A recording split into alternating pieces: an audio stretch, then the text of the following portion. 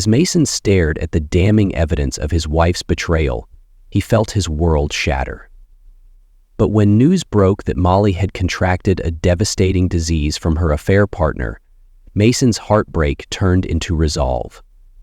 Fueled by betrayal and armed with proof, he unleashed the ultimate payback, a calculated plan that not only exposed the affair, but brought her lover's entire empire crumbling down. But before we dive deep into this gripping story, let me know where you're watching from in the comments below. And if you enjoy stories like this, don't forget to subscribe and hit the notification bell so you never miss out on future tales. Let's get started. Mason Carter stepped out of the sleek glass doors of Horizon Technologies, his heart racing with exhilaration. The ink was still drying on the contract in his briefcase, the deal he'd been chasing for months. A multi-million-dollar software project for a major telecom company. It was the kind of win that could transform his career from promising to unstoppable. The California sun hung low on the horizon, casting a warm, golden glow over the sprawling cityscape. Mason inhaled deeply, savoring the moment. He had worked tirelessly for this moment, endless late nights, nerve-wracking pitches, and moments of doubt. Now, standing on the precipice of success, he allowed himself to feel a flicker of pride. Fishing his phone from his pocket, he dialed Molly, his wife of 3 years. "Hey babe, I closed the deal." His voice was bright, almost boyish with excitement. "This is it, our future. Maybe we can finally start that family we've talked about." The voicemail beep cut him off before he could say more. Mason frowned slightly, tucking the phone back into his jacket. She'd been distant lately, her laughter less frequent, her touch more fleeting. He tried to shake the thought from his mind. Maybe she was just stressed. After all, everyone had their moments, and relationships required patience. Sliding into his car, he drove toward home, the soft hum of the engine filling the silence. His house, a modern 2-story nestled in a quiet, upscale neighborhood, was just as he'd envisioned when he and Molly first moved in. It was a place meant for dreams. A nursery upstairs, family dinners in the open-plan kitchen, lazy Sunday mornings on the patio. But lately those dreams felt like echoes of a different life. Molly had been spending more time away. "Helping a friend," she'd say, or "staying late at work." Her tone seemed detached, her smiles forced. He remembered the last time he tried to bring it up, the conversation dissolving into clipped responses and a sudden argument about nothing. Pulling into the driveway, Mason turned off the engine and stared at the front door. The house was dark, save for a faint glow coming from the living room. He stepped inside, loosening his tie and calling out, "Molly? You home?" No response, just the soft ticking of the clock in the hallway. He set his briefcase down and wandered into the living room, where her laptop was open on the coffee table. A glass of wine sat half-finished beside it. She must have stepped out, maybe running errands, he thought. But the hollow feeling in his chest didn't leave. He sank onto the couch. Staring at the muted television, Mason's mind drifted back to the voicemail. Why hadn't she answered? She should have been ecstatic, sharing in his joy. Instead, all he felt was an uneasy silence. "Maybe I'm overthinking," he muttered to himself, rubbing his temples. But deep down, Mason knew better. Something wasn't right, and it had been building for weeks. As the evening stretched on, the weight of uncertainty pressed down harder. For the first time in years, the victory he'd worked so hard for didn't feel like enough. Later that evening, as Mason reheated leftovers in the microwave, he heard the sound of Molly's car pulling into the driveway. The faint rumble of her engine cut off, followed by the sharp clink of keys against the front door. She entered with an air of exhaustion, barely glancing his way as she dropped her purse onto the counter. "Hey," Mason greeted her, offering a warm smile. "You're home late, everything okay?" "Yes," she replied curtly, brushing past him to grab a glass from the cabinet. "Just a long day." Her tone was clipped, dismissive, as if his question was a burden rather than an act of concern. Mason watched her with a pang of unease. This wasn't the Molly he married, the woman who would light up at the smallest moments and wrap her arms around him when she walked through the door. Lately, her warmth seemed replaced by a wall he couldn't quite breach. As she poured herself a drink, he tried again. "I signed the contract today. It's a big win, Molly. Huge, actually. I thought maybe we could celebrate." She froze for a second, then turned to him with a tight smile. "That's great, Mason, really." But the enthusiasm in her words didn't reach her eyes. She sipped her wine, turning her focus to her phone instead of him. The air between them felt heavier with each passing minute. When Mason gently teased her about the wine glass left out from earlier, Molly snapped, "Can we not make everything a big deal, Mason? I've had enough today." The sharpness in her tone left Mason speechless. He nodded slowly, retreating to the couch. A subtle tension had taken root, one that neither of them addressed outright, but both seemed to feel. As the night deepened, Mason sat alone in the living room, staring blankly at the TV. The sound of Molly's quiet footsteps moving upstairs echoed faintly, a reminder of the growing distance between them. He wanted to feel the joy he knew he should. This was a milestone, a triumph he had worked years to achieve. But instead, his thoughts circled back to the coldness in her eyes, and the way her words had cut deeper than intended. Was he imagining it? Was the stress of work simply taking its toll on both of them, or was there something more beneath the surface? Mason clenched his jaw, trying to shake off the unease. He hated doubting her, hated the way his mind seemed to betray him with these thoughts. Molly was his wife, his partner, the person who had once been his anchor in every storm. And yet, lately, she felt like a stranger sharing his home. The elation of his career victory was dulled, clouded by a gnawing uncertainty that refused to be silenced. As he lay awake in bed that night, Molly asleep beside him, Mason couldn't help but wonder if the life they had built together was starting to fracture in ways he hadn't yet understood. The next morning, Mason was up early, sipping coffee in the kitchen as sunlight streamed through the windows. Molly had left before dawn, a rushed goodbye muttered as she grabbed her purse and disappeared out the door. It was becoming a pattern, her leaving earlier and earlier without explanation. As he cleaned up the clutter she'd left behind, an empty coffee cup, a half-eaten granola bar, Mason noticed a small pile of laundry on the floor by the washer. With a sigh, he bent to pick it up. Among the usual items, something caught his attention.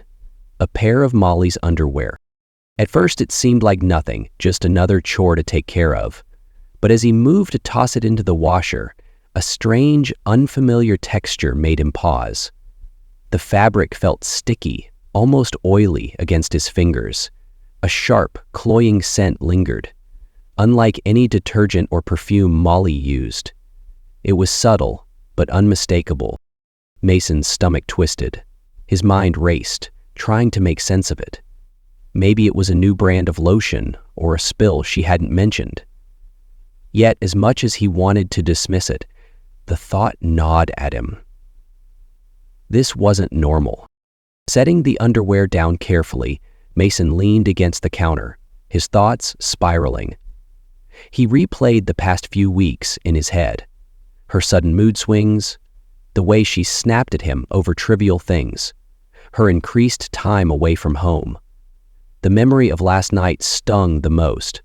Her dismissive tone, the empty congratulations, the way she turned to her phone instead of sharing in his joy. A voice in his mind tried to reassure him. "It's nothing. Don't make it into something it's not." But another, darker voice whispered doubts he couldn't ignore. What if her coldness wasn't just stress? What if the growing gap between them was more than a rough patch? Shaking his head, Mason forced himself to focus on practicalities. "It could be anything," he muttered under his breath, as if saying it aloud would make it true. But as he carried the laundry to the washer, the feeling of unease lingered, heavy and oppressive. For the first time, Mason began to consider the possibility that something was deeply wrong and that the answers he didn't want might be closer than he realized. Over the next few days, Mason couldn't shake the uneasy feeling that had taken root. Every small interaction with Molly seemed to feed his doubts. Her once cheerful demeanor had given way to an air of detachment, and her excuses for being late or absent felt increasingly flimsy. "It was just a long day at work," she said one evening, avoiding his gaze as she kicked off her shoes. But Mason knew her schedule well, and late nights weren't part of her job description. When he casually asked what she'd been working on, her vague answers only deepened his suspicions. Another time she mentioned helping a friend move. "Who?" Mason had asked, trying to sound casual. "Just someone from the gym," Molly replied quickly, her voice too light, her smile too tight. The explanation didn't sit right with him. Molly rarely talked about gym friends, and her avoidance of specifics felt deliberate. Mason started noticing other shifts too, small things that might have gone unnoticed before. She'd become overly protective of her phone, silencing notifications and keeping it face down on the table. She laughed less, and when she did, it felt forced. Her affection, once effortless, now felt performative, like she was playing a part she no longer believed in. Each time Mason tried to dismiss his unease, another inconsistency would surface, nagging at the edges of his mind. The woman he thought he knew so well was becoming a puzzle with missing pieces, and he couldn't ignore it any longer. Late one night, as Mason lay awake in the dark, his thoughts spiraled between trust and doubt.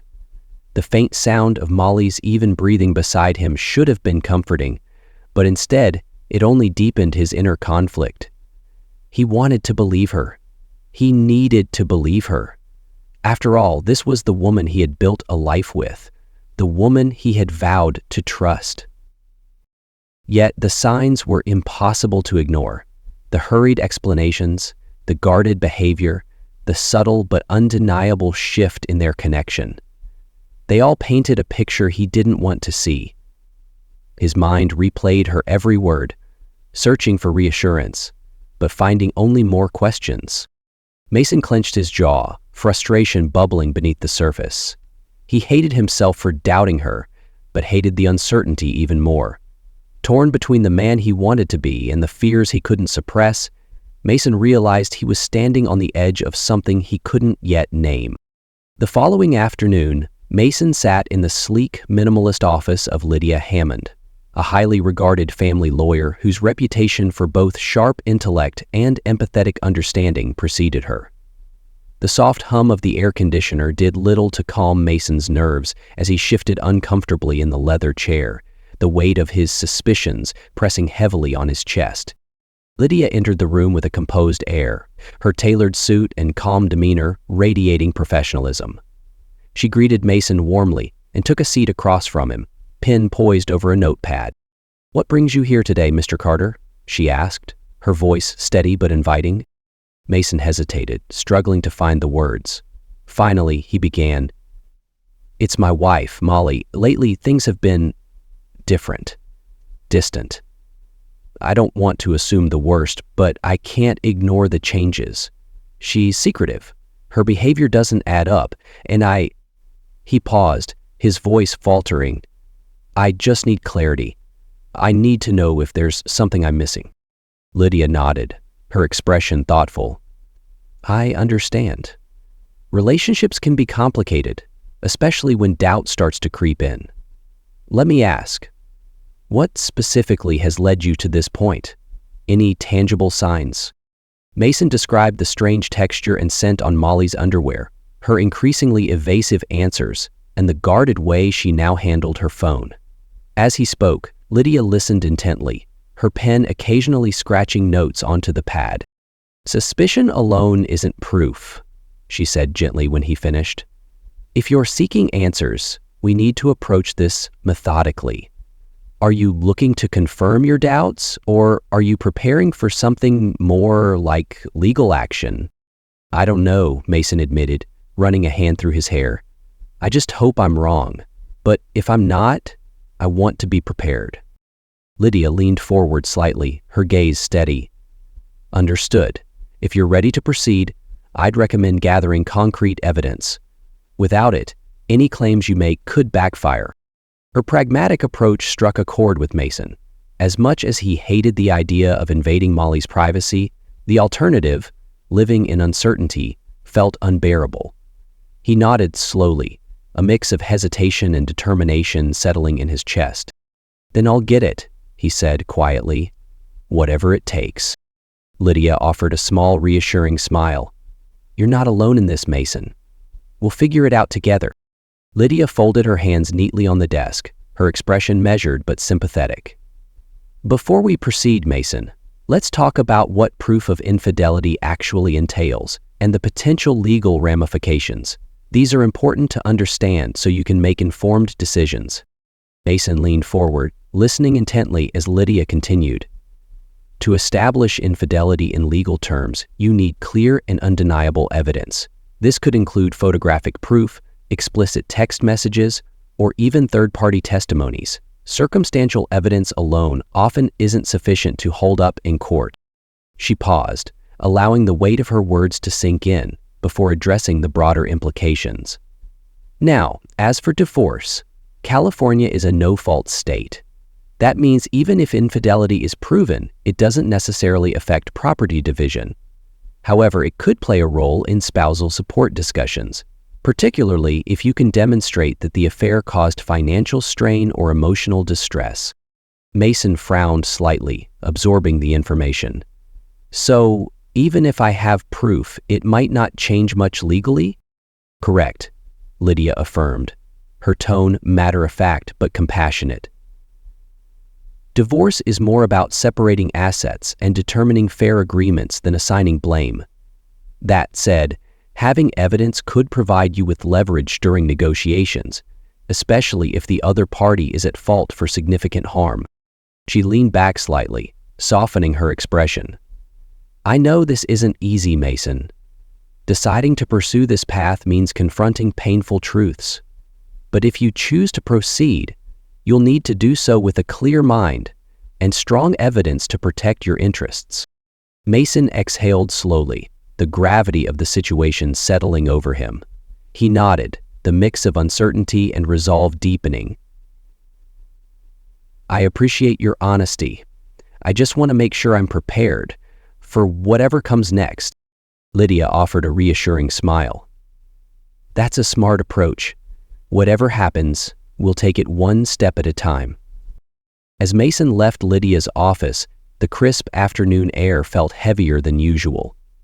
Her words echoed in his mind, clear and undeniable evidence. He had hoped for an easy answer, a way to resolve his doubts without stepping into murky territory, but there was no avoiding it now. Driving home, he clenched the steering wheel, his resolve hardening. He couldn't continue living in uncertainty, questioning every word and gesture. If there was something hidden in the shadows of his marriage, he needed to bring it to light. With a deep breath, Mason made his decision.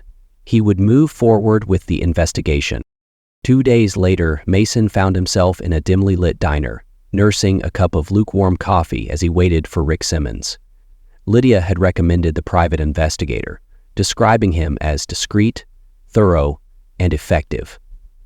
Mason wasn't sure what to expect, but when Rick arrived, his no-nonsense demeanor immediately commanded attention.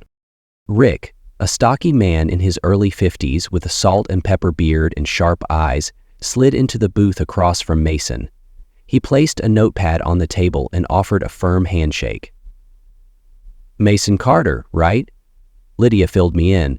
"You're looking for clarity." Mason nodded, his unease mingling with a faint sense of relief. "Yeah, I just need to know the truth." Rick opened his notepad, jotting down a few details as Mason recounted his concerns. Molly's late nights, her secrecy, and the unusual discoveries. When Mason finished, Rick leaned back, considering his words carefully. "We'll approach this step by step," Rick began, his voice calm but direct. "First, we'll install a couple of tracking apps on her phone and car. Nothing invasive, just enough to log her movements discreetly. Second, I'll set up a few small recording devices around the house, particularly in areas where she spends the most time. These are passive measures, meant to collect evidence without drawing suspicion. Mason hesitated, the moral weight of these steps pressing on him. Is that legal? Rick nodded firmly. As long as it's your shared property, yes. Trust is earned, Mason, but proof? That's undeniable. The investigator's words struck a chord. Mason swallowed hard and gave a reluctant nod. Okay, let's do it. Rick closed his notebook and offered a reassuring smile. Don't worry. We'll keep it quiet, professional, and thorough. If there's something to find, we'll find it. Later that evening, Mason sat alone in the dim glow of his living room, his thoughts spiraling. Rick's plan replayed in his mind. Tracking apps, recording devices, quiet surveillance. It all felt invasive, like a betrayal of the vows he had once cherished. The idea of watching Molly without her knowledge made his stomach churn. He stared at his phone, the investigator's contact information glowing on the screen. Part of him wanted to call Rick and call the whole thing off.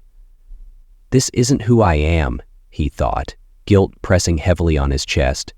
But another voice reminded him of the weeks of sleepless nights, the gnawing doubts, and the hollow look in Molly's eyes. I'm not doing this to hurt her, he whispered to himself, as if trying to justify his decision. I just need the truth. Mason rose from the couch and began pacing the room. Every step felt heavier, the weight of his decision settling over him. He had always prided himself on trust and openness in their relationship, but now, trust wasn't enough. Doubt had taken root, and ignoring it wouldn't make it go away. Finally, he stopped and took a deep breath. This isn't about invading her privacy. It's about finding clarity, he reasoned. For better or worse, he had to know. The following afternoon, Rick arrived at Mason's house carrying a small black case filled with discreet surveillance tools. He moved with practiced efficiency, his calm demeanor putting Mason at least somewhat at ease. The key here is subtlety, Rick explained, setting the case on the kitchen counter. We'll use tools that are practically invisible to her, but give you the clarity you're looking for. Rick began by installing a tracking app on Molly's phone. Using software that mirrored her device's activity, he explained how it would log her locations and call records without altering the phone's performance or raising suspicion. Mason watched as Rick worked, a mix of apprehension and anticipation tightening his chest. Next, we'll set up a GPS tracker on her car, Rick continued, pulling out a small magnetized device. This will give us a real-time record of her movements. Easy to install, and it'll go unnoticed if anything should get out of proportion. Rick sat in his Vitron and answered through tablet computers with a conscience. Finally, Rick showed Mason a pair of tiny, inconspicuous recording devices. As Rick packed up, Mason felt the weight of what they were doing settle over him. This feels invasive, he admitted. Rick gave him a steady look. It's invasive, but it's necessary. Remember, Mason, proof is what matters now. A few evenings later, as they sat at the dinner table, Molly broke the silence with an announcement. She set her fork down and glanced at Mason casually, as though the words she was about to say carried no weight. Oh, by the way, I agreed to help Brad out at his party this weekend, she said, her tone light. He needed someone to waitress, and I'm free. Mason froze mid-bite, her words taking a moment to register.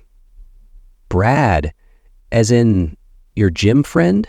He asked, trying to keep his voice neutral. Yeah, Molly replied, brushing a strand of hair behind her ear. He throws these big parties sometimes. It's no big deal, just helping out for a few hours. Mason's instincts immediately kicked in, a twinge of unease creeping into his chest. Do you even know him that well? I mean, it seems sudden. Molly sighed, her expression shifting to mild irritation. Mason, it's not like I'm going on some grand adventure. I'll be serving drinks and hors d'oeuvres. Honestly, it's nothing to worry about. Her dismissive tone stung, but Mason forced himself to nod. Okay, he said carefully. Just be careful, all right? Careful? Molly let out a small laugh, shaking her head. It's a party, Mason, not a war zone. Despite her attempt to downplay it, Mason couldn't shake the feeling that something was off. He watched her return to her meal, her demeanor too casual, too practiced. As the conversation shifted to other topics, Mason's mind remained fixated on her announcement. Later, as he cleared the plates, he couldn't help but feel that this so-called party would become a pivotal piece in the puzzle he was trying to solve. In the days leading up to the party, Mason found it increasingly difficult to mask his unease. Every interaction with Molly felt like a delicate dance, one wrong step threatening to expose the storm brewing inside him. He tried to focus on work, on mundane tasks around the house, but his mind kept circling back to her announcement. At dinner one night, Molly's laughter rang out as she shared a light-hearted story about her gym group. Mason forced a chuckle, hoping it didn't sound as hollow as it felt. He studied her closely, searching for cracks in her facade. But Molly seemed as composed as ever.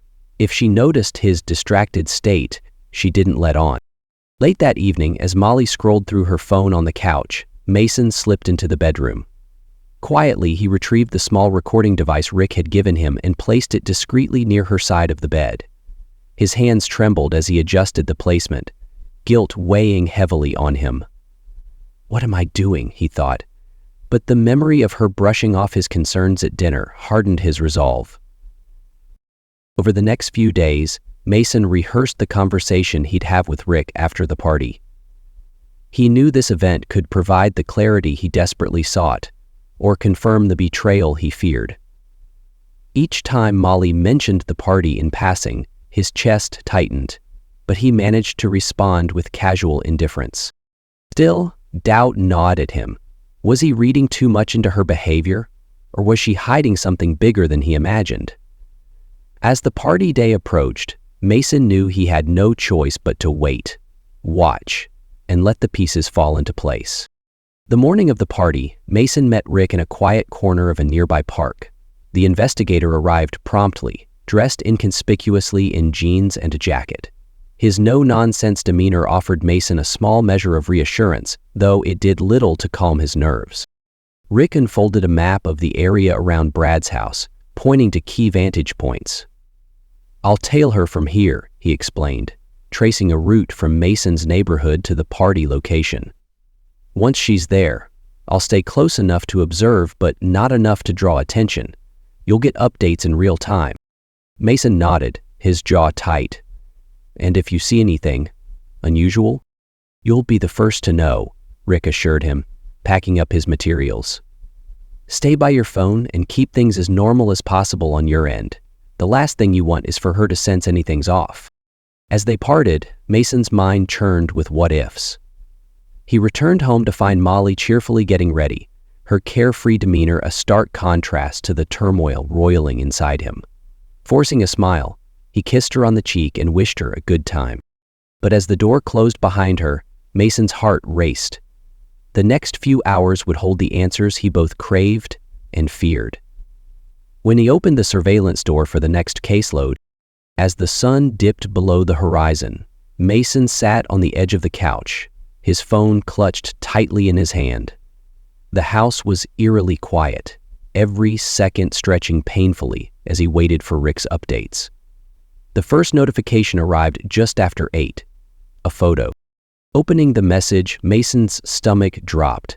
The image showed Molly standing close to Brad by the pool, laughing as she balanced a tray of drinks. Her casual posture and warm smile might have seemed innocent to anyone else, but to Mason, it was a jarring reminder of how distant she had been with him lately. "She never smiles at me like that anymore," he thought bitterly. A second notification buzzed moments later, a video this time. Mason hesitated, his thumb hovering over the play button before finally pressing it. The clip showed Brad leaning in close to Molly, whispering something into her ear. Whatever he said made her laugh, her hand lightly touching his arm in a gesture that felt too familiar, too intimate. Mason's chest tightened, his breath shallow. The updates kept coming. A photo of Brad's son Matt, a younger version of his father, standing with his arms slung casually around Molly's shoulders. Another video showed the three of them, Brad, Matt, and Molly, sitting together, their heads bent in conversation. Molly leaned into Brad, her body language relaxed, as though she belonged there. Mason's phone buzzed again, this time with a text from Rick. "She's definitely more than a waitress tonight." Brad and his son seem very invested in her company. "There's more, but I think it's better if we talk in person." Mason stared at the message, his blood running cold. The implication was clear, even if Rick was trying to soften the blow. He wanted to respond, to demand more details, but his hands trembled too much to type. Another set of photos arrived, and this time, they were unmistakable. Molly, sitting on Brad's lap, her arms around his neck. Another showed her leaning toward Matt, laughing as he whispered something to her. Each image felt like a dagger to Mason's heart, shattering any lingering hope that he might be wrong. The final update came in the form of a short text. "I'm wrapping up for the night. I have everything we need. Call me when you're ready to talk." Mason set the phone down, his mind swirling with disbelief, anger, and crushing sadness. For weeks, he had tried to rationalize Molly's behavior, to convince himself that his doubts were unfounded. But now, the evidence was undeniable. The woman he thought he knew, the life they had built together, it all felt like a cruel illusion. As the night stretched on, Mason sat in the dark, staring at the incriminating images on his phone. The truth he had sought was finally in his hands, but it was far more devastating than he had ever imagined. The room felt suffocating, the air heavy as Mason stared at his phone. The photos and videos Rick had sent blurred together, each one cutting deeper than the last. He tried to breathe, but his chest felt tight, as though the weight of betrayal was crushing him from the inside. He stood abruptly, pacing the living room, his hands trembling. "How could she do this?" he muttered to the empty space. The words felt hollow, as if speaking them aloud might somehow make them less true. But the images burned in his mind, undeniable and unforgiving. His heart wavered between anger and sorrow, his thoughts spiraling. He replayed every moment from the past few months, searching for signs he might have missed. Her distant smiles, her vague excuses, her growing detachment, they all pointed to a truth he hadn't wanted to see. And now that it was laid bare before him, it felt unbearable. He sat heavily on the couch, his head in his hands. Tears pricked his eyes, but he blinked them away, frustration mixing with the grief. "I gave her everything," he whispered. His voice cracked, raw and unsteady. How could she throw it all away? Time passed in a blur, the clock ticking faintly in the background. Mason's mind wrestled with the reality he was now forced to face. The betrayal wasn't just a blow to his heart. It was an unraveling of the life they had built together, the future he had dreamed of with her by his side. Finally, he leaned back against the couch, his eyes red and unfocused. He wasn't sure what hurt more, the loss of the woman he thought he knew, or the realization that he might never fully trust again. As the hours dragged on, Mason sat in the stillness of the living room, his thoughts spiraling into places he had avoided for weeks. The evidence of Molly's betrayal was undeniable, but the questions it raised were even more agonizing. When had things started to unravel? Mason replayed the memories of their relationship, searching for the moment where it all began to change. Was it the long hours he spent at work, trying to secure their future? Or the small arguments that neither of them addressed, letting them fester beneath the surface? He thought of the early days, the laughter they shared, the dreams they built together. He had believed they were partners in every sense of the word, but now those memories felt like a cruel joke, mocking him with their sweetness. Had he missed the signs? Or worse, had he ignored them, choosing to believe in a version of Molly that no longer existed? The doubt crept in like a slow tide, washing over him. Was this his fault? Had he done something to push her away? The thought gnawed at him, though he knew deep down that betrayal was a choice Molly had made. Mason rubbed his temples, his head pounding with unanswered questions. As much as he wanted to understand, the answers eluded him, leaving only the aching weight of what he had lost. When Molly walked through the door that evening, Mason was already waiting for her. He sat at the dining table, his phone resting in front of him, the damning photos and videos just a swipe away. The air was thick with tension, and Molly hesitated when she noticed his serious expression. "What's with the look?" she asked, setting her purse on the counter. Her voice was light, but there was a nervous edge to it. Mason didn't answer right away. He stood slowly, his hands steady despite the storm inside him. "We need to talk," he said, his tone low but firm. Molly crossed her arms defensively. "About what?" Her eyes widened and she stared at her feet. Taking a deep breath, Mason picked up his phone, swiped to the photos, and placed it on the table between them. "About this." Molly's eyes darted to the screen, her expression shifting from confusion to shock. For a moment, she said nothing, but then her features hardened. "What the hell, Mason? You've been spying on me?" "I had to," he replied, his voice rising. "You've been lying to me for months, Molly. Look at these photos. Look me in the eye and tell me it's not you." Molly's lips tightened as she shoved the phone away. "So, this is what we've come to? Snooping around and invading my privacy? Unbelievable." "Unbelievable?" Mason's voice cracked with anger. "That's your response? Not an apology, not an explanation, just turning it back on me." She threw her hands up. "What do you want me to say, Mason? That I'm flattered you hired someone to follow me around like I'm a criminal?" "I want the truth," he shouted, slamming his fist on the table. "Stop pretending this isn't what it looks like. You've been with Brad. You've been with his son. How long, Molly? How long have you been lying to me?" Her face flushed with anger, but her voice dropped into icy defiance. "You don't know what you're talking about. Those pictures don't mean anything." "Don't insult me," Mason snapped. "The videos, the photos, they mean everything. I trusted you, Molly. I built my life around you." Molly called out for Mason to see the public outrage, but Mason wasn't having it. He called out for Molly. "And now you're tearing it apart," she shot back. "You don't even see what you're doing, do you? You've turned into this paranoid, controlling, Enough!" Mason's voice echoed through the room, silencing her. "This isn't about me. This is about you and what you've done." For a moment, there was silence between them, the weight of unspoken truths hanging in the air. Molly's defiance faltered briefly, her eyes betraying a flicker of guilt, but she quickly masked it with anger. "You've already made up your mind?" she said coldly. "So, what do you want from me, Mason? An admission? Fine. I made mistakes. Happy now?" "No," Mason said quietly, his voice trembling with a mix of anger and heartbreak. "Not even close." Matt laughed. Mason's quiet response only fueled Molly's anger. "You act like you're some saint," she snapped, her voice sharp and bitter. "But do you even realize what it's like to live with you?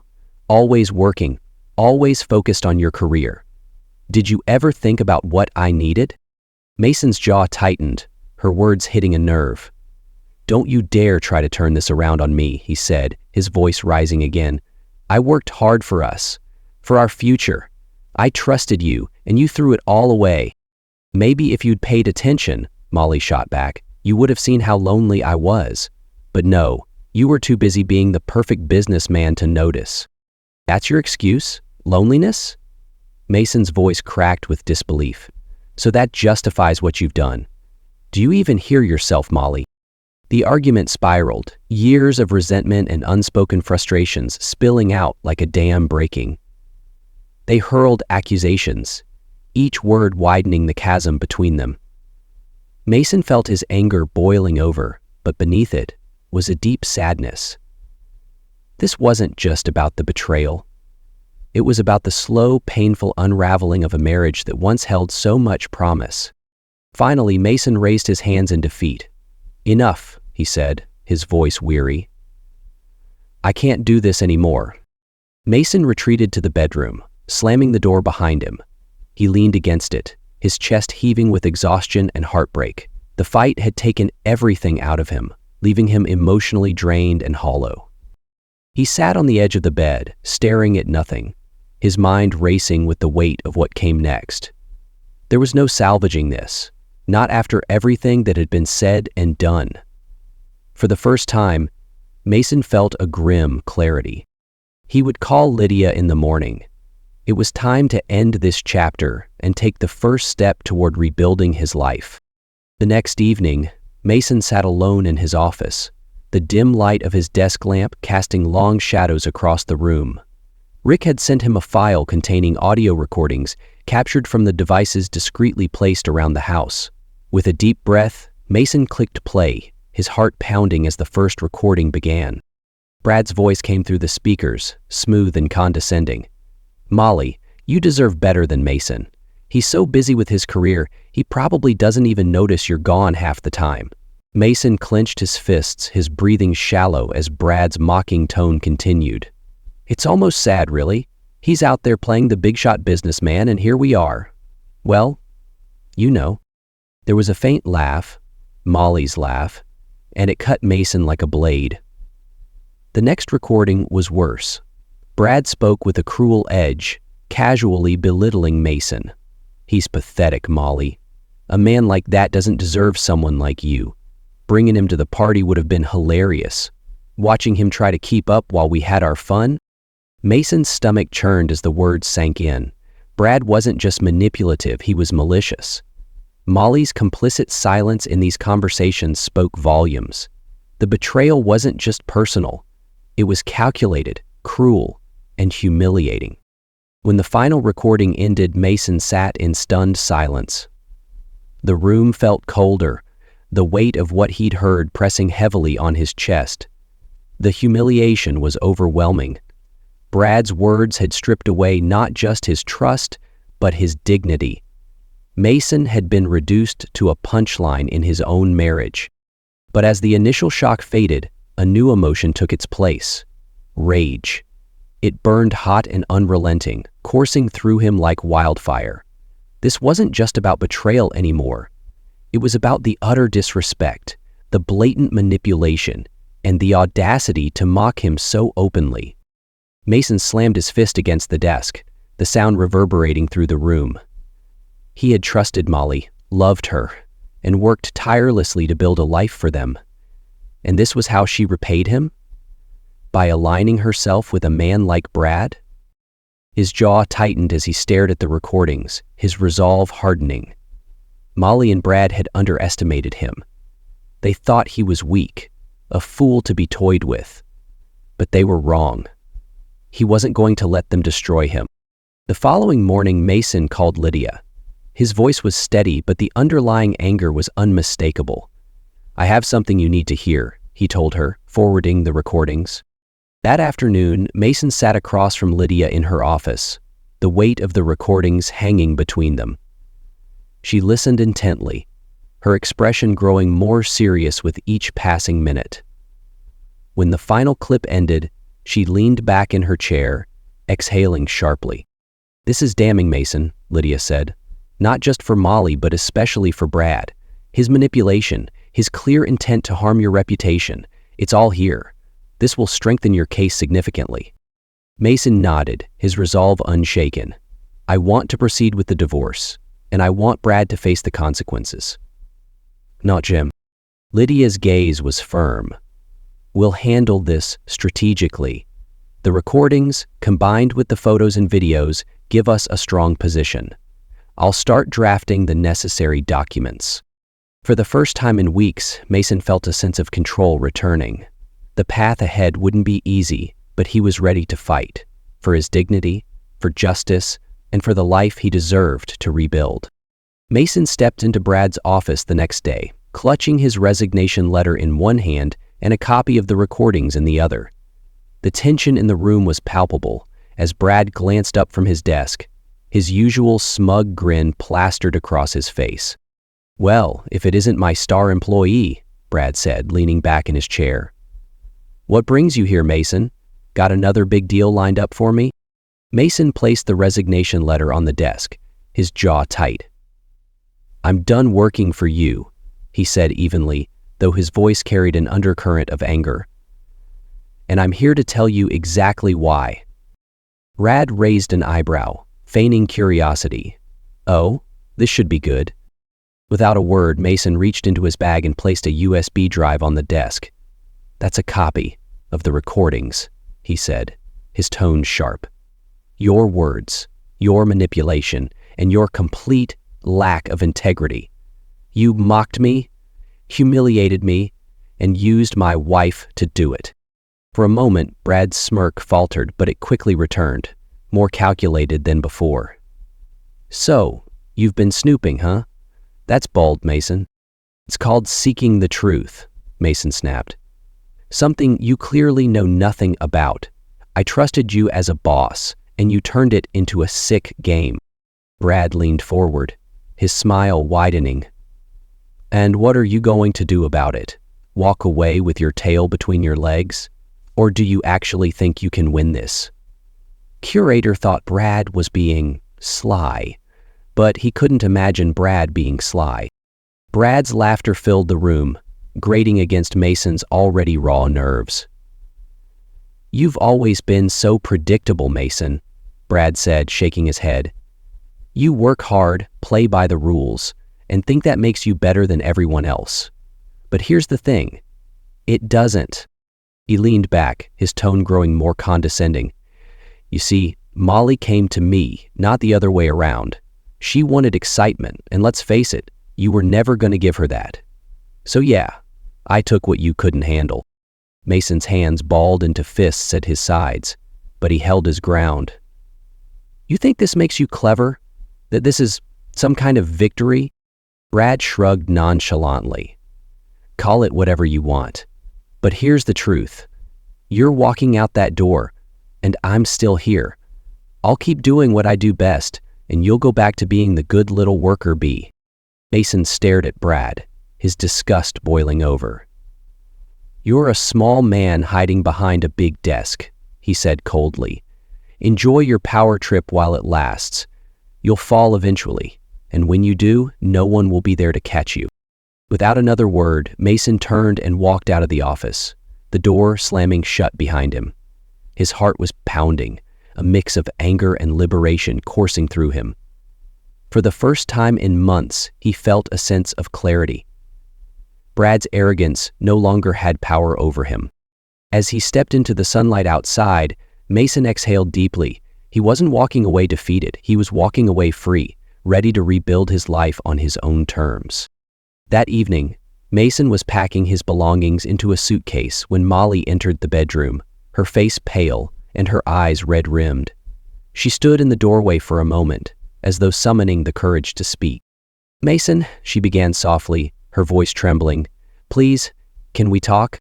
He didn't look up, continuing to fold the shirt with deliberate focus. "What's there to talk about, Molly?"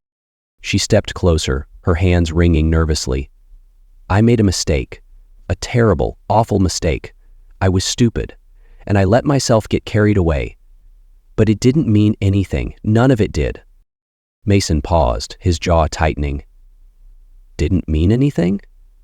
You let another man tear apart everything we built, and you're standing here saying it didn't mean anything?" Tears streamed down Molly's face as she dropped to her knees. "I was wrong, Mason. I see that now. I'll do anything to fix this. I'll go to counseling. I'll cut all ties with Brad. Whatever it takes. Just, please don't leave." Her desperation was palpable, but Mason's expression remained cold. He'd spent weeks trying to make sense of her betrayal, and now her words felt hollow. Too little, too late. Mason turned to face her, his eyes hard. "You say it was a mistake, Molly, but it wasn't. A mistake is accidental. What you did was deliberate. You made a choice." She sobbed openly now, her face buried in her hands. "I was lost, Mason. I didn't know what I was doing." "You knew exactly what you were doing," he replied, his voice unyielding. "And you didn't just betray me. You betrayed yourself.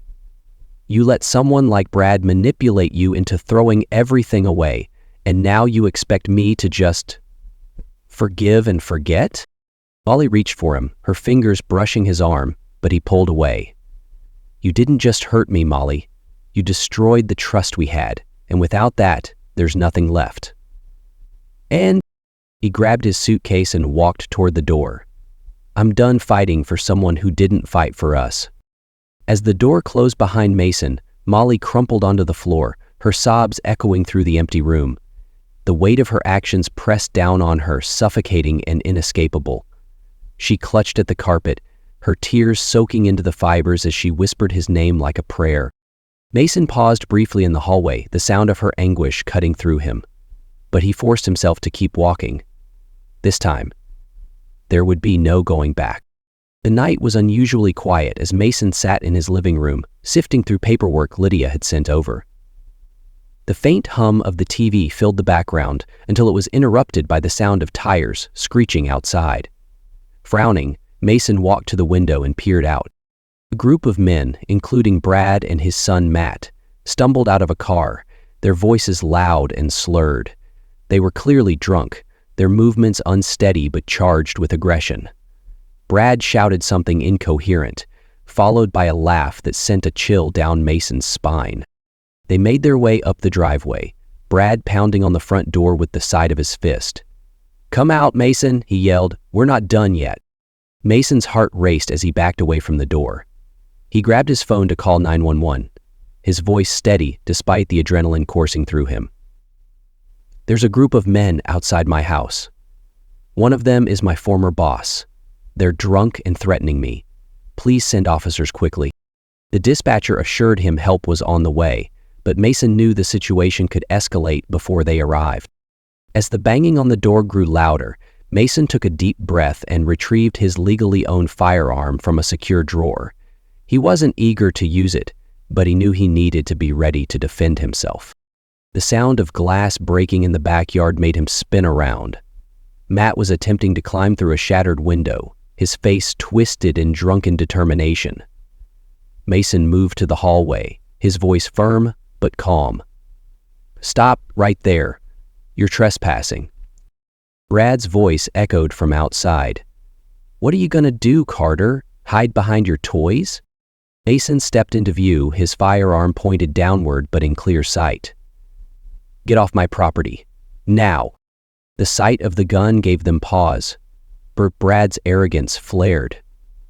"You don't have the guts," he sneered, taking a step forward. Mason raised the weapon slightly, his voice unshakable. "Try me."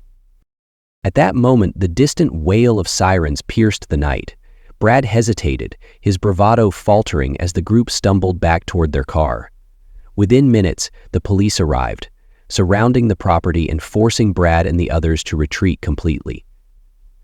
In my mind, the officers took statements and assured Mason that charges could be filed for trespassing and property damage. As he locked the door behind them, Mason sat down, his hands trembling slightly from the adrenaline crash. The encounter had shaken him, but it also clarified one thing. He couldn't afford to let his guard down again. Brad's actions were a stark reminder of the dangers of underestimating someone so vindictive. From that moment on, Mason's resolve hardened. He would protect himself and ensure that the chaos Brad brought into his life ended here. A few days after the confrontation with Brad, Mason was at home sorting through more legal documents when his phone buzzed. He glanced at the screen and saw Freya's name. Molly's mother. They hadn't spoken in months, and the unexpected call immediately set his nerves on edge. Reluctantly, he answered. "Freya?" Her voice was somber, carrying a weight that made Mason's chest tighten. "Mason, I know I'm the last person you want to hear from right now, but I didn't know who else to call." "It's about Molly," he sighed, his frustration rising. "Freya, if this is about trying to patch things up, It's not," she interrupted, her tone firm but trembling. "Molly's sick, really sick. She's tested positive for HIV." The words hit him like a punch to the gut. He gripped the edge of the counter, his mind racing to process what she'd just said. "What?" he managed, his voice barely audible. "She found out a week ago," Freya continued, her voice breaking. "She didn't want to tell you, but I thought you needed to know. Mason, she's scared, and she's completely alone." Mason remained silent, the weight of the revelation pressing down on him like a heavy fog. His thoughts spiraled. Molly's choices, her betrayal, the people she'd been involved with. Everything suddenly felt darker, more complex. Freya's voice cut through his thoughts. She's not asking for your forgiveness. I'm not asking for it either. But she needs help, Mason. Even if it's just knowing you understand. I don't know what to say, Mason admitted, his voice hollow. Freya sighed softly. I didn't expect you to, but I thought you deserved to know, even if she couldn't bring herself to tell you. After the call ended, Mason sank onto the couch, his phone still clutched in his hand. The words HIV positive echoed in his mind, refusing to settle.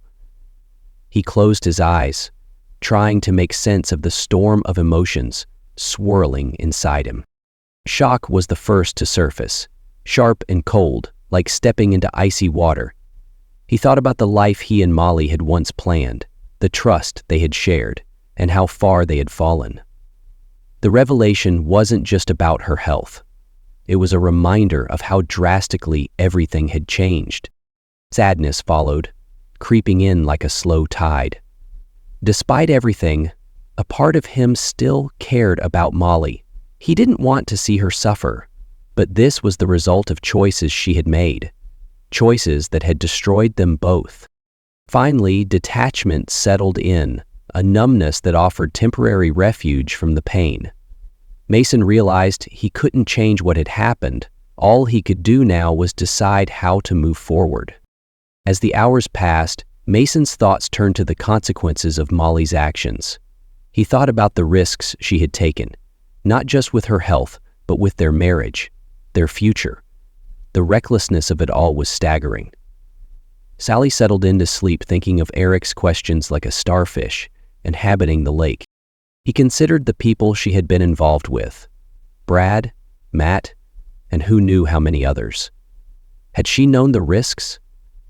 Had she even cared? The thought made his stomach churn. She hadn't just betrayed him emotionally, she had put his life at risk too. Yet, beneath the anger, Mason couldn't ignore the tragedy of it all. Molly had made choices that led her down this path, but now she was facing the ultimate consequence. The woman he had once loved was gone, replaced by someone he barely recognized, someone who was now grappling with a life-altering diagnosis. As the night deepened, Mason leaned back and stared at the ceiling. He wasn't sure what his next step would be, but one thing was certain. Molly's choices had irrevocably changed both their lives, and while he didn't know if he could forgive her, he understood that the scars of their relationship would stay with him forever. A week after Freya's call, Mason received an unexpected text from Molly. "Can we talk? I need to apologize, please." For hours, he debated whether to respond, torn between anger and the faint possibility of closure. In the end, he agreed to meet her at a small park near their old apartment. When Molly arrived, she looked pale and fragile, a shadow of the woman he once knew. She sat across from him on the weathered bench, wringing her hands nervously. For a moment, neither spoke, the weight of their shared history hanging in the air. Finally, Molly broke the silence, her voice trembling. "Mason, I don't even know where to start. I've hurt you in ways I can never undo, and I'm so sorry." He stayed quiet, letting her continue. Tears welled in her eyes as she pressed on. "I made choices, selfish, stupid choices, that destroyed us. I let myself get caught up in something I thought would make me feel alive again, and in the process I lost everything that actually mattered." Mason's expression remained stoic, but his chest tightened at her words. Molly wiped her eyes, her voice cracking. "I don't expect you to forgive me. I needed you to know that I see what I've done. I take full responsibility for all of it." She paused, her hands trembling in her lap. "You deserved better, Mason. And I failed you. Us. In every way." Mason exhaled slowly, the tension in his shoulders easing just slightly. "Molly, I appreciate your honesty," he said, his voice measured. Hearing you take responsibility, it means something.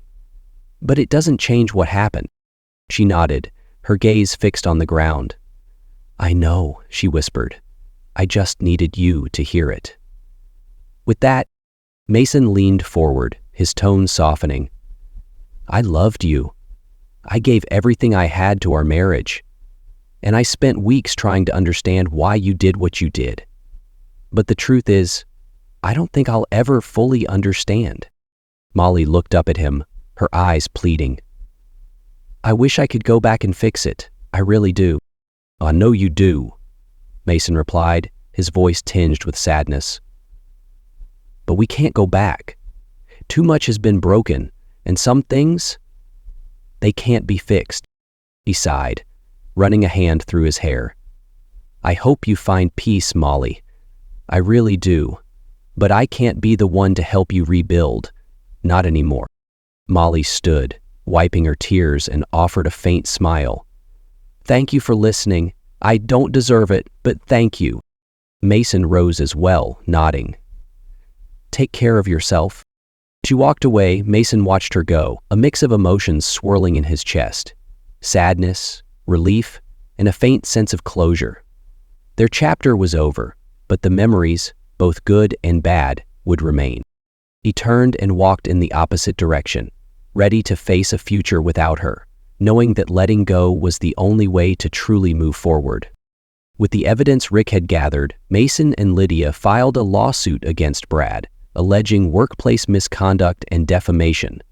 The recordings, photos, and videos painted a damning picture of Brad's manipulation, unethical behavior, and personal vendettas. Lydia worked tirelessly, crafting a case that highlighted not only Brad's role in Mason's personal life, but also his exploitation of employees and questionable financial practices. The courtroom was tense during the trial's opening days. Brad, ever the egotist, appeared confident, brushing off the accusations with his usual arrogance. However, as the evidence was presented, cracks began to show. The recordings, played for the jury, revealed Brad's derisive tone and blatant attempts to humiliate Mason.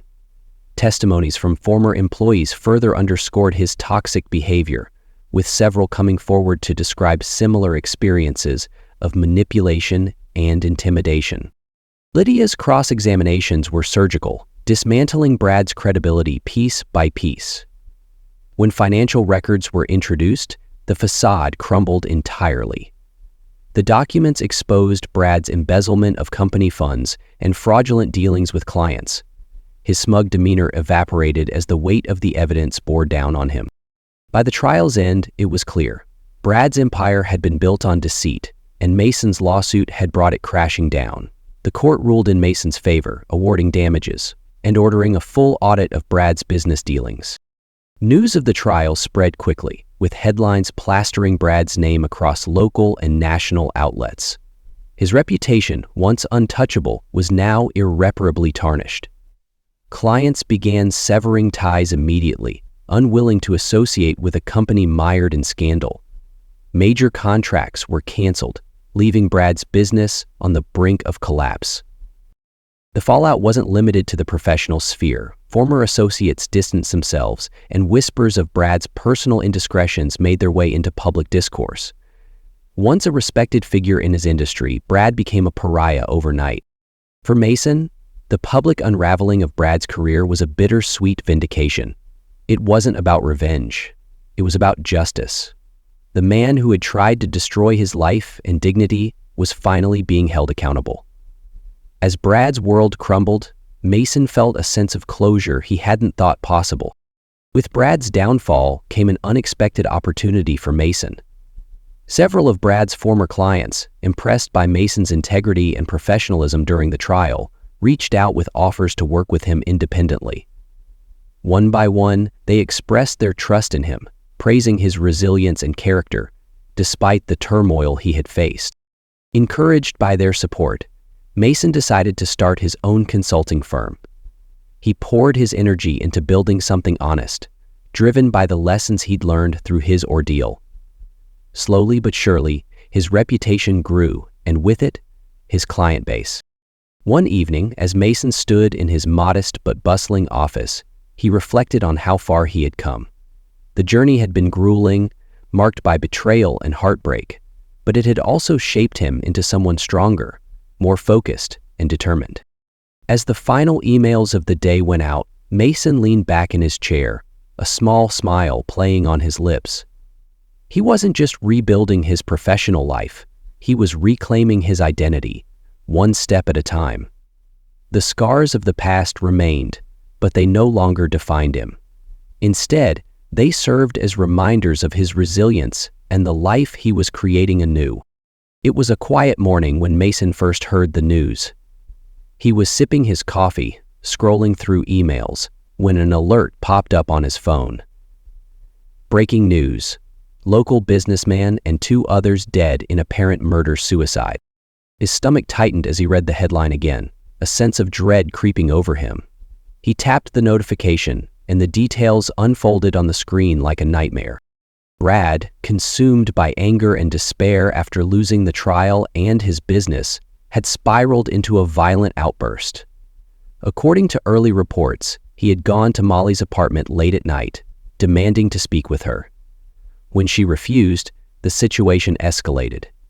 Matt, who had accompanied Brad, tried to intervene, but the confrontation turned deadly. Neighbors reported hearing shouting, followed by gunshots. By the time the police arrived, it was too late. Brad had shot both Molly and Matt before turning the gun on himself. The scene was described as chaotic, a grim testament to Brad's unraveling state of mind. Mason sat frozen, his coffee growing cold in his hand. The words blurred together on the screen. Reluctantly, he pulled the folder from the package, pressed his lips together, and then set it to the side. "Stop it," he ordered. A couple of moments passed, but preliminary evidence points to a murder-suicide fueled by Brad's deteriorating mental state. The reality of what had happened was almost too much to process. Molly was gone. Whatever chance there had been for her to rebuild her life had ended in the most brutal, senseless way imaginable. And Brad, the man who had sought to control and destroy everything around him, had taken his final, horrific act of control. The shock of the news left Mason paralyzed, his thoughts spiraling as he tried to make sense of it. Grief and horror clashed within him, each emotion vying for dominance. He thought of Molly's face the last time he saw her, tearful, regretful, yet alive. Now she was gone, her life snuffed out in a moment of violence. He set his phone down, his hands trembling. How had it come to this? Brad's cruelty, Molly's poor choices, Matt's involvement. It all felt like a tragic domino effect, each action leading inexorably to this devastating conclusion. For a moment, anger flared within him. Brad had robbed Molly, Matt, and even himself of any chance at redemption. His selfishness had turned deadly, leaving behind a trail of destruction that no one could undo. Yet, beneath the anger was a deep, aching sadness. Mason thought of Molly's mother, Freya, and the pain she must be feeling. Whatever their differences, Mason had never wished this for Molly. He closed his eyes, a tear slipping down his cheek. As the hours passed, Mason found himself grappling with an overwhelming sense of helplessness. The tragedy was senseless, irreversible, and devastating. News of the murder-suicide sent shockwaves through the community. Brad's fall from grace had already been publicized, but this final, violent act left everyone reeling. Neighbors, colleagues, and former friends of the 3 involved struggled to process the enormity of what had happened. At Empire, where Mason had started rebuilding his career, the atmosphere was somber. His co-workers whispered in hushed tones, their usual camaraderie replaced by a collective sadness. "I can't believe it," one colleague murmured. "No one deserves that." Others expressed frustration and disbelief. "It's just so senseless," another added. How could it have come to this? Even those who had once supported Brad were horrified. "I knew he was under pressure," an old business associate admitted to the press, "but I never thought he was capable of something like this." Mason, though surrounded by people, felt isolated in his grief. The tragedy had touched every corner of his life, leaving an indelible mark on his past, present, and future. As the community mourned, Mason resolved to carry the weight of the loss with dignity, finding strength in the knowledge that, despite the darkness, he had the power to keep moving forward. In the weeks following the tragedy, Mason decided it was time to seek professional help. The weight of the past months had become too much to carry alone. He found a therapist, Dr. Rachel Grant, who specialized in helping individuals recover from trauma and betrayal. During their first session, Mason sat stiffly in the chair, unsure of where to begin. Dr. Grant's calm demeanor and gentle encouragement helped him open up. Slowly, Mason began to unpack everything: the betrayal, the humiliation, the fear, and the grief. "I keep asking myself what I could have done differently," he admitted one day. "Maybe if I'd been a better husband, none of this would have happened." Dr. Grant leaned forward, her voice steady. "It's natural to feel that way, Mason, but relationships are a two-way street. You can only control your actions, not someone else's choices. Blaming yourself won't help you heal." Over time, their sessions became a safe space for Mason to explore his emotions without judgment. He learned to challenge the negative thoughts that had taken root in his mind and to focus on the things he could control. Dr. Grant introduced mindfulness exercises, encouraging Mason to stay present rather than dwelling on the past or fearing the future. Mason also began to set goals for himself outside of therapy. He started jogging in the mornings, finding that the rhythm of his steps helped clear his mind. He reconnected with old friends, rebuilding the support network he had neglected during his marriage. Each small step forward felt like a victory, a reminder that healing was possible. Though the scars of his experiences remained, therapy helped Mason see them as a testament to his resilience, rather than a source of shame. For the first time in months, he felt a glimmer of hope for the future. As Mason focused on healing, his professional life flourished. The consulting firm he had started after leaving Brad's company quickly gained momentum. Word of Mason's integrity and expertise spread, drawing in new clients eager to work with someone they could trust. Mason poured his energy into building the business, channeling his experiences into a commitment to ethical practices and transparency. He implemented systems to ensure his team felt supported and valued, creating a work environment that was the antithesis of what Brad had fostered. One day, Mason sat in his new office, reviewing a contract for a major client. It was the kind of deal that would have felt daunting months ago, but now he approached it with confidence. The trials he had faced had taught him to trust his instincts and embrace challenges head-on. His team often commented on how calm and approachable Mason was, even under pressure. He had become a mentor to many, sharing his journey openly to inspire resilience in others. As his business grew, so did Mason's sense of purpose. He wasn't just rebuilding his career, he was proving to himself that he could thrive, even after everything he had endured. Mason's days gradually settled into a rhythm that brought him peace. He started each morning with a run, followed by a quiet breakfast and time to reflect. His evenings were spent reading, pursuing hobbies, or catching up with friends. For the first time in years, Mason felt balanced. The chaos of the past no longer defined him. Instead, he had built a foundation of stability and self-respect, one deliberate choice at a time. As he sat on his porch one evening, watching the sunset, Mason realized he had found something he hadn't felt in a long time: contentment.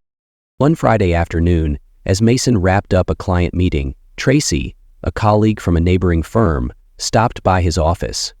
She leaned casually against the doorframe, her bright smile instantly lifting the atmosphere. "Hey Mason," she said, holding up a flyer. "A bunch of us are heading to happy hour tonight at Brewer's Tavern. You should come." Mason hesitated, caught off guard by the invitation. "Thanks, but I'm not sure. It's been a long week." Tracy tilted her head, undeterred. "That's exactly why you should come. You've been working non-stop, and you deserve a break. Besides, you might have fun." Her tone was warm and genuine, with no hint of pressure. Mason noticed her easy demeanor, the way she made the invitation feel casual yet thoughtful. He glanced at his desk, cluttered with papers, then back at her. "I'll think about it," he said, offering a small smile. "Good," she replied. "Hope to see you there." With that, she waved and walked off, leaving Mason to mull over her words. The invitation lingered in his mind for the rest of the day. It wasn't just the prospect of happy hour, it was the way Tracy had reached out, offering a connection that felt refreshingly light after months of emotional heaviness. As the workday ended, Mason found himself sitting in his car, debating whether to head home or take Tracy up on her offer. The idea of stepping into a social setting again, even one as casual as happy hour, stirred a mixture of emotions. He thought about his recent progress, the therapy sessions, the stability he'd worked so hard to build, but he also remembered the vulnerability that came with opening up to someone. Trusting Molly had once seemed so natural, and the betrayal that followed had left deep scars. Was he ready to risk that again, even in a small way? Mason gripped the steering wheel, staring at the dashboard. Tracy seemed kind, genuine, and there was no pressure in her invitation. Yet, the fear of being hurt again lingered like a shadow. Oh. But then he remembered something Dr. Grant had said. Healing doesn't mean shutting yourself off from the world. It means learning to open up in ways that feel safe. With a deep breath, Mason realized he didn't have to commit to anything more than the present moment. Maybe this wasn't about trust. It was about allowing himself to take a small, meaningful step forward. Mason turned the key in the ignition and headed toward Brewer's Tavern. He wasn't sure what the evening would bring, but for the first time in a long while, he felt ready to embrace the unknown. When he walked into the bustling tavern, Tracy spotted him and waved enthusiastically. Mason smiled and made his way over, feeling a spark of something he hadn't felt in months. Hope. As the night unfolded, laughter and conversation filled the space, and Mason realized that moving forward didn't mean forgetting the past. It meant choosing to believe in the possibility of something new. Late one evening, Mason sat at his desk, a blank piece of paper in front of him. The room was quiet, save for the faint sound of crickets outside. He had been reflecting on his journey, the pain, the growth, and the resilience it had taken to reach this point. Tonight, he decided to put his thoughts into words, not for anyone else, but for himself. He began writing, his pen moving steadily across the page. Dear Mason, you've been through hell and back. There were days when you thought the weight of betrayal would break you, when anger and grief seemed endless. But here you are, still standing, still fighting, still finding reasons to believe in better days. Forgiveness isn't about excusing what happened. It's about letting go of the anger that keeps you chained to the past. You've learned that forgiveness isn't for them, it's for you, to make space for peace, for growth, for hope. Life has tested you in ways you never imagined, but it's also shown you how strong you are. You've discovered that healing takes time, and that it's okay to move forward, even when the scars are still visible. They're a testament to what you've survived and the resilience you carry. As you move into this next chapter, remember that you're worthy of love, happiness, and trust, not just from others, but from yourself. Keep choosing to embrace the possibilities ahead, with hope and pride. Mason. He set the pen down and folded the letter carefully, placing it in the drawer. It wasn't just a message to himself, it was a promise. The next evening, Mason found himself on his porch, a cup of tea in hand as the sun dipped below the horizon.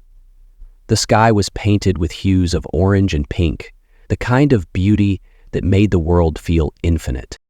As he watched the sunset, he thought about everything he had endured. There had been moments when the pain felt insurmountable, when the future seemed bleak. But those moments had passed, and in their place was a quiet strength he hadn't known he possessed. His phone buzzed on the table beside him. It was a text from Tracy. "Had a great time last night. Let's do it again soon." Mason smiled, feeling a flicker of warmth at the thought of new connections and new possibilities. For the first time in a long while, he felt ready, not just to face what came next, but to embrace it. The pain of the past would always be a part of him, but it no longer defined him. Instead, it had shaped him into someone who could appreciate the beauty of resilience and the promise of tomorrow. As the last rays of sunlight disappeared, Mason leaned back in his chair, the faintest smile on his lips. Life was uncertain, but that was part of its beauty. He didn't know what lay ahead, but he was ready to find out.